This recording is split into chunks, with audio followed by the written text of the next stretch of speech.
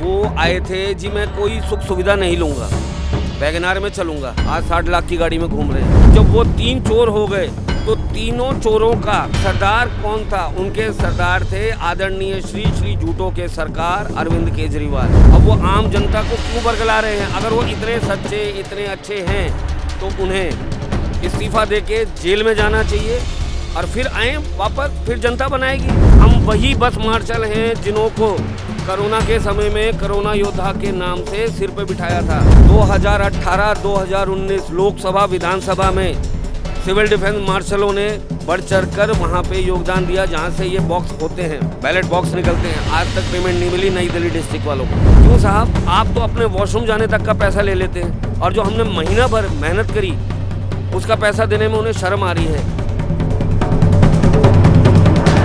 जो दिल्ली सरकार है आदरणीय श्री श्री 1111 अरविंद केजरीवाल झूठों के सरकार, वो ये कहते हैं कि मार्शल एकता जीरो है और खुजलीवाल हीरो है। क्योंकि केजरीवाल तो वो रहे नहीं।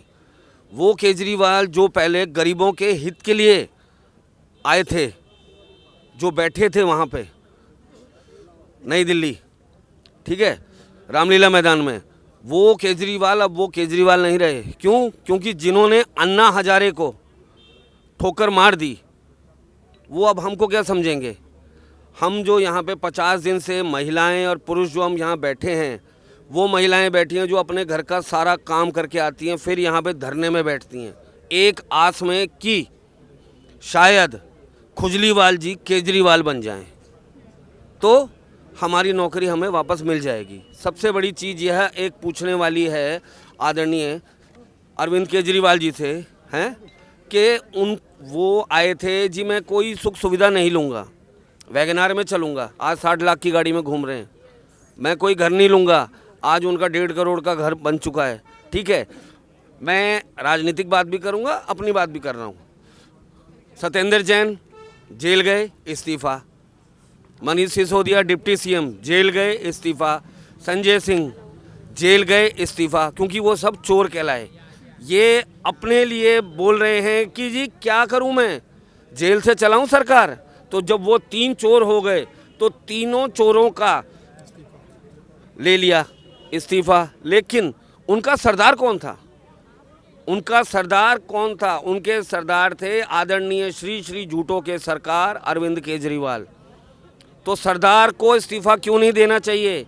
अब वो आम जनता को क्यों बरगला रहे हैं? अगर वो इतने सच्चे इतने अच्छे हैं तो उन्हें इस्तीफ़ा देके जेल में जाना चाहिए और फिर आए वापस, फिर जनता बनाएगी। लेकिन उन्हें पूरा भरोसा है कि अगर मैंने इस्तीफ़ा दिया तो मेरे ही पार्टी के लोग मेरे को कभी बाहर नहीं आने देंगे। राघव चड्ढा तैयारी में हैं, आपकी आतिशी जी तैयारी में हैं कि मैं सीएम बनूं। वो ये चाहते हैं अरविंद केजरीवाल जाएं, इसीलिए वो आम जनता के बीच में जाके ये कह रहे हैं जी मेरा क्या कसूर। अब अपना कसूर याद आ रहा है। अगर आप इतने सच्चे और अच्छे हैं तो अपने इन 3 साथियों के इस्तीफे क्यों लिए? उनके भी होने देते। अब मैं आता हूँ अपने मुद्दे पे। 6 महीने की तनख्वाह रोकी, उसके लिए धरना दिया। भूख हड़ताल पे मैं और मेरे साथ 3 साथी बैठे, ठीक है, उस दौरान सैलरी डाल दी गई। अब हम ये पूछना चाहते हैं जो हमारी महिलाएं, हमारे जो पुरुष भाई हैं उनका 50 दिन से हम बैठ रहे हैं। दिल्ली सरकार के मंदिर है सचिवालय, पूरी दिल्ली सरकार का मंदिर है दिल्ली सचिवालय, उसके आगे हम 50 दिन से बैठे हैं, ठीक है। उसके बावजूद आज ये हाल हो गया है कि मंत्री संतरी आते हैं और मुंह फेर के जाते हैं। क्यों? क्योंकि उनका एक ही कहना है कि खुजलीवाल हमारा है, ऐड देता है वो। सोशल मीडिया हमारे सपोर्ट में खड़ी है, नेशनल मीडिया क्यों नहीं आ रही है? खुजली वो इसलिए नहीं आ रही है कि 5300 करोड़ की जो ऐड है वो नेशनल मीडिया को मिलती है। सोशल मीडिया यहाँ पे आ रही है क्योंकि वो ज़मीनी है, सोशल मीडिया ज़मीनी है। यूट्यूब, फेसबुक, ट्विटर, ये सब ज़मीनी लोग हैं, तो ये हमारे बीच आ रहे हैं। लेकिन खुजलीवाल सरकार की ये जो हैं नेशनल मीडिया, जिन्हें 5300 करोड़ की एडवर्टाइजमेंट मिलती है, वो हमारे बीच नहीं आ रही है क्योंकि उन्हें डर लगता है कि उनकी जो एडवर्टाइजमेंट का पैसा है वो नहीं मिल पाएगा। हम यहाँ गरीब लोग, हम कोई अंबानी परिवार से नहीं हैं, हम कोई अंबानी, टाटा बिरला या अंबानी नहीं है। हम वही बस मार्शल हैं जिन्हों को कोरोना के समय में कोरोना योद्धा के नाम से सिर पे बिठाया था, और आज हमारा ये हाल हो गया है कि हमारे को ठोकरें मारी जा रही हैं, देखना तक पसंद नहीं कर रही है दिल्ली सरकार। क्यों? क्योंकि पहले वो गरीबों के हितैषी थे, अब वो अमीरों के हितैषी बन गए हैं। लेकिन उनको इस चीज़ की जानकारी नहीं कि जो गरीब उन्हें फर्श से अर्श तक बिठा सकता है तो वापस फर्श पे भी ला सकता है उनको। क्यों? क्योंकि झूठे वादे नंबर 1, सबसे बड़ी चीज़ उन्होंने अदर स्टेटों में जाके, राजस्थान, छत्तीसगढ़, मध्य प्रदेश में जाके कहा हमने जी दिल्ली में मार्शल लगा रखे हैं, पक्का कर रहे हैं हम उनको। लेकिन उन्होंने ये नहीं बताया कि हम उन्हें पक्का करके आए हैं। 31 अक्टूबर को एक लेटर आता है, उसके बिहाफ पे हमें निकाल दिया जाता है। जबकि अगर हम कहीं प्राइवेट में भी करते हैं तो हमारे को 1 महीने का नोटिस पीरियड होता है। अब हमारी वो हालत हो चुकी है कि मेरी 45 साल एज हो चुकी है। मैं गया हूँ, बीच में मैं गया हूँ कि जी सिक्योरिटी तक में मैं गया, उन्होंने कहा जी 15 हज़ार रुपये मिलेंगे आपको इन हैंड। क्या करूँगा अब मैं? हमारे खर्चे क्या ख़त्म हो गए हैं?